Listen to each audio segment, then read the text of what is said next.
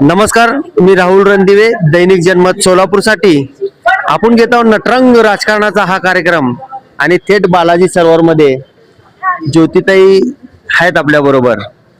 त्यांच्या संगत आपण संवाद साधणार आहे. येणाऱ्या निवडणुकीमध्ये झेडपीच्या कशी रणनीती असणार आहे तुमची? दादा, शिवसेना हा लढणाऱ्यांचा पक्ष आहे. शिवसेनेमध्ये मावळे असतात, सैनिक असतात आणि ते कायम लढायला तयार असतात. म्हणजे शिवसैनिक हा कधीही निवडणूक आल्या म्हणून जागा होत नसतो. आज आमचे माननीय शालेय शिक्षण मंत्री दादाजी भुसे साहेब हे आमचे मुख्य नेते एकनाथ शिंदे साहेबांच्या आदेशावरून सोलापुरात आले होते. आमच्या सगळ्या प्रमुख पदाधिकाऱ्यांची मीटिंग आज बालाजी सरोवर इथे संपन्न झालेली आहे आणि कुठल्या जबाबदाऱ्या कोणाला द्यायच्या, कुठल्या पद्धतीच्या युती होतील या संदर्भात सगळी स्थानिक लोकांची मतं त्यांनी विचारात घेतलेली आहेत आणि त्या पद्धतीनं आम्हाला कामाला लागायच्या सूचना त्यांनी दिलेल्या आहेत. त्यामुळे ज्या पद्धतीनं नगर परिषदांच्या मध्ये अत्यंत चांगलं यश हे सोलापूर जिल्ह्यामध्ये मिळालं. महानगरपालिकेत आम्ही थोडंसं कदाचित कमी पडलो किंवा आमच्याकडून जे काही झालं. मला सांगा ताई, महापालिकेत तुम्ही का बरं कमी पडलात? महापालिकेमध्ये आम्ही कमी पडलो याचा अर्थ काय आहे की तुम्ही बघा की कुठल्याही पद्धतीची यंत्रणा नसताना आज सोलापूर महापालिकेत जे एका बाजूला चित्र निर्माण झालेलं होतं की एका बाजूला यंत्रणा आहे, एका बाजूला पैसा आहे, एका बाजूला धनशक्ती आहे, दुसऱ्या बाजूला जनशक्ती आहे, एका बाजूला दमनशाही आहे, एका बाजूला धमकी आहेत, एका बाजूला उमेदवारांच्या नातेवाईकांचे काम करणाऱ्यांच्या तडीपाऱ्या काढल्या जात आहेत, तर दुसऱ्या बाजूला आम्ही झुंज देत होतो. पण आमची झुंज एकाकी नव्हती, सोलापूरची जनता आमच्या सोबत होती. आमचे 4च नगरसेवक निवडून आले, पण ते 4 हे 100ला भारी नक्कीच पडतील. सोलापूरच्या जनता आमच्या सोबत राहिलेली आहे. जवळपास 30-35 ठिकाणी आम्ही दुसऱ्या क्रमांकावरती आहोत. आम्ही कमी पडलो हे आम्ही का म्हणतोय तर कुठलाही पराभवाची जबाबदारी स्वतःवर घ्यायची असते. त्यामुळे सोलापूरचे एक जबाबदार पदाधिकारी म्हणून आम्ही सगळेजण याचं चिंतन नक्कीच करू आणि याचा जो काही वचपा असेल किंवा याची भरपाई असेल ती जिल्हा परिषदेच्या निवडणुकांमध्ये आम्ही नक्की करू. युती ही होईल असं तुम्हाला वाटतंय? हे महापालिकेत तुम्हाला संकट घेतले नाहीत? हे बघा, शिवसेना ही एकटी लढेल, युतीला सामोरं जाईल किंवा काय होईल त्याच्या संदर्भातल्या सगळ्या चर्चा ह्या आत्ताच आम्ही आमचे मंत्री महोदय माननीय दादाजी भुसे साहेबांच्या सोबत केलेले आहेत. प्रत्येक ठिकाणची स्थानिक परिस्थिती ही वेगळी असते. सांगोल्यामध्ये ज्या शहाजी बापूंना नगर परिषदेमध्ये इतका त्रास दिला गेला, आज तिथेच त्याच शहाजी बापूंच्या सोबत ते युतीला तयार आहेत. परंतु इतर अनेक ठिकाणी मात्र युतीला विरोध होतोय. परंतु योग्य तो निर्णय, योग्य ती भूमिका मला वाटतं की उद्या स्पष्ट होईल. सगळ्याच गोष्टी आत्ताच बोलायच्या नसतात, त्याच्यामुळे मला वाटतं की उद्या आपल्याला सगळ्यांनाच त्या गोष्टी कळतील. मला सांगा, अक्कलकोट मतदारसंघाची रणनीती कशी असणार आहे? अक्कलकोटच नाही, एकंदर सगळ्याच मतदारसंघाच्या मध्ये रणनीती आमची हे एकनाथजी शिंदे साहेबांच्या ज्या योजना आहेत त्या लोकांच्या पर्यंत पोहोचवणं.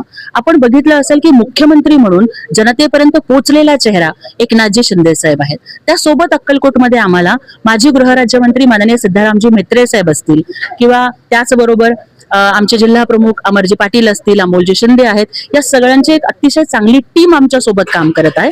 तर या सगळ्यांच्या टीम वर्कमुळे अक्कलकोट मतदारसंघात आम्हाला नक्की यश मिळेल. लाडकी बहीण कोण नेमकं हा प्रश्न पडलाय, कोणाची लाडकी बहीण तुम्ही कोणालाही विचारलात ना, 2.5 कोटी महिला सांगतील लाडकी बहीण एकनाथ शिंदे साहेबांची. भाजपवाले जे म्हणतात की लाडकी बहीण आमची आहे, आमच्या फडणवीसची आहे असं म्हणतात. हे बघा, आतापर्यंत महाराष्ट्राच्या इतिहासामध्ये अनेक मुख्यमंत्री झाले हो. मग या सगळ्या मुख्यमंत्र्यांना त्यांच्या मुख्यमंत्री पदाच्या काळात ही योजना का नाही सुरू करावीशी वाटली? त्यामुळे बघा, दुसऱ्याचं लेकरू मांडीवरती खेळवून ते आपलंच आहे असं सांगण्याचा प्रयत्न कुणीही करू नये. लाडक्या बहिणी खूप हुशार आहेत दादा. लाडक्या बहिणींनी चांगल्यांना हिसका दाखवलेला आहे. हे जे 200 एवढं बहुमत मिळालंय ना, ते लाडक्या बहिणींवर आलंय आणि आपल्या लाडक्या भावावर एकनाथ बहिणीवर लय जीव आहे लाडक्या बहिणींचा. त्यामुळे उगी लाडक्या बहिणींच्या नादाला लागू नका. लाडकी बहीण एकनाथ शिंदे साहेबांचे आणि हे लाडक्या बहिणींना माहिती आहे. महापालिकेत का चालली नाही लाडकी बहीण? हे बघा, चालली नाही असं आपण म्हणू शकत नाही ना, कारण आमच्या उमेदवारांना मिळालेली मतं बघा. आमचे उमेदवार हे जर एकनाथ शिंदे साहेबांची एखादी सभा जरी इथे झाली असती तर आपल्याला नक्की फरक पडताना दिसला असता. वेगवेगळ्या पद्धतीच्या यंत्रणा कशा पद्धतीने राबवल्या गेल्या आमच्यापेक्षा जास्त मला वाटतं तुम्हाला माहिती आहे. परंतु मला सांगा, राष्ट्रवादी आणि सेना एकत्र युतीमध्ये लढले. एका प्रभागामध्ये असं झालं की 4 ठिकाणी घड्याळ आणि 2 शिवसेना.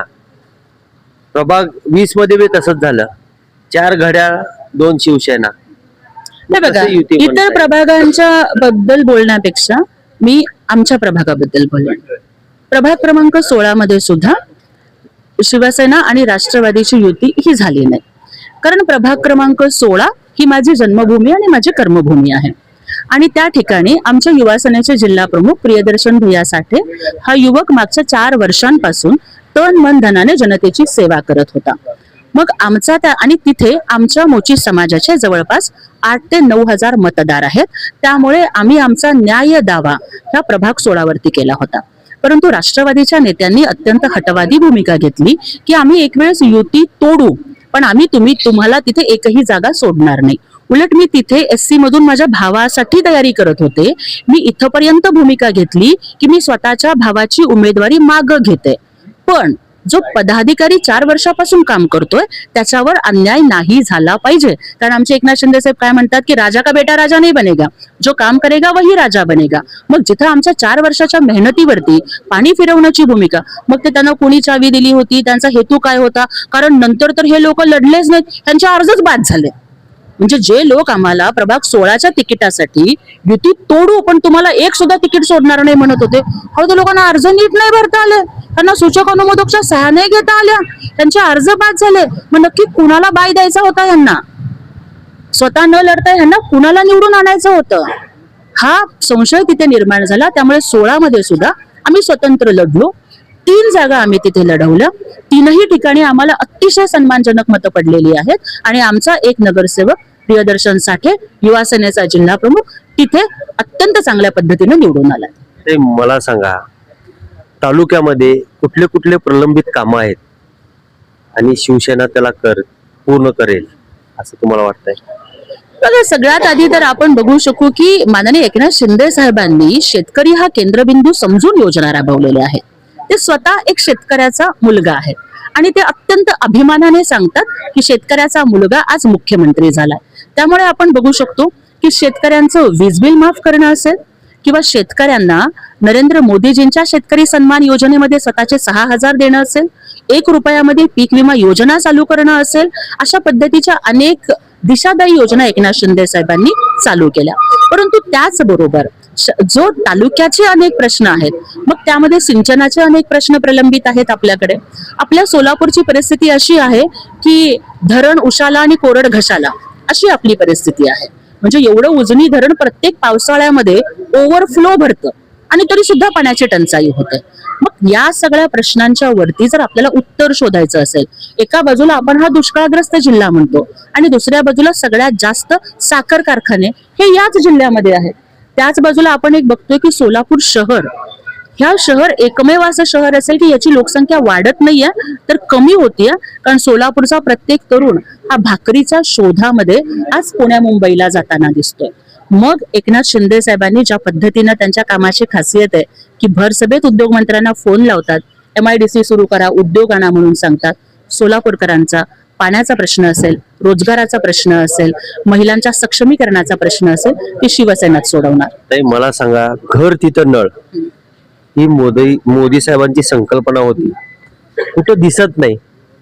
तुम्ही सत्तेत होते, आता दिसत नाही, कुठंही दिसत नाही. जिथं घर तिथं नळ ही संकल्पना होती मोदी साहेबांची.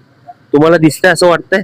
हे बघा, जर शहरी भागापुरतं जरी आपण बघायला गेलं शहरातलं. आणि ग्रामीण भागातलं सुद्धा मी सांगते, मी तुम्हाला दोन्ही सांगते. शहरी भागामध्ये सुद्धा जर आपण बघायला गेलं तर आपल्याला शहरी भागामधला जो मध्यमवर्गीय आणि उच्च मध्यमवर्गीय आहे तिथं हर घर जल हर घर नल हे आपल्याला बघायला मिळतं. परंतु आपण स्लम एरियामध्ये जर गेलो, झोपडपट्टी भागात गेलो तर तिथं ह्या गोष्टी दिसत नाहीत. ग्रामीण भागामध्ये सुद्धा जर ह्या होत नसतील तर त्या योजनेची अत्यंत प्रभावी अंमलबजावणी. कारण बघा की मी सगळ्यात आधी एक महिला आहे, राजकीय पक्ष पद ह्या सगळ्या गोष्टी नंतर मी सगळ्यात आधी एक महिला आहे आणि घरातलं पाणी भरण्याचं काम हे महिलेलाच करावं लागतं. जर घरामध्ये नळ नसेल, घरात जर पाणी आलेलं नसेल तर लांबवरून जे हंडे डोक्यावर कमरेवर आणावे लागतात ना, तो आम्हालाच आणावं लागतं. किंवा मग मला वाटतं की महिलांचा दिवसामधला जवळपास एक 2-3 तासाचा वेळ हा लांबून उन्हाळ्यामध्ये त्यातही विशेष करून रणरणत्या उन्हात त्यांना डोक्यावर कमरेवर पाण्याचे हंडे आणावे लागतात. मोदी साहेबांनी ज्या अत्यंत चांगल्या योजना की उज्ज्वला गॅस योजना, की त्या चुलीच्या धुरामध्ये आमच्या महिलांचा जीव गुदमरू नये, त्यांना आजार होऊ नयेत म्हणून ती आली. महिलांना डोक्यावरती कमरेवरती पाण्याचे हंडे वाहून वाहून जो त्रास होतात, आजार होतात, ते होऊ नयेत म्हणून हर घर जल योजना आणली. पण ती जर राबवली जात नसेल तर याच्यामध्ये कुठेतरी स्थानिक प्रशासनाचा दोष आहे का, ते आम्ही शोधून काढू आणि इथून पुढच्या काळामध्ये या सगळ्या योजना प्रभावीपणे जनतेपर्यंत पोहोचवू. एकनाथभाईची कुचंबना होते असं तुम्हाला वाटत नाही का? एकनाथभाईंची कुचंबना करणारा माईकालाल जन्माला आलाय महाराष्ट्रात. अहो, शिवसेना हा घाबरणारा नाही, घाबरवणारा पक्ष आहे. एकनाथभाई म्हणतात की मी पळणारा नाही, मी पळवणारा. अहो, ज्या माणसाने 200 पेक्षा जास्त आमदार निवडून आणले त्यांची कुचंबना विचंबना होणार नाही. ते म्हणतात ना की हमको झुका सके ये जमाने में दम नहीं, जमाना खुद हमसे है, जमाने से हम नहीं. अशा पद्धतीचं नेतृत्व एकनाथ शिंदे साहेबांचं आहे आणि ते असा मास्टर स्ट्रोक देतील ना. अहो, ज्या माणसानं महाराष्ट्राच्या राजकारणाचा 7-12 बदलून टाकला त्या माणसाचा अंदाज कुणाला करता येणार नाही. खरंच अंदाज कुणाला करता येणार नाही असं ताई म्हणालेत आपल्या. बघू 4-5 महिन्यामध्ये वरचे तर चित्र दिसायला लागलेत, काय हालचाल चालू आहे काय नाही. आणि जे अक्कलकोटमध्ये एकनाथभाई म्हणले होते, मी शब्द पाळणारा माणूस आहे, एकदा कमेंटमेंट केलो तर मी त्याला विसरत नाही. अक्कलकोट मतदारसंघामध्ये काय असणार आहे रणनीती हे मात्र निश्चित आहे. मी राहुल रणदिवे, चंदन बोल्लू, सोलापूर न्यूज.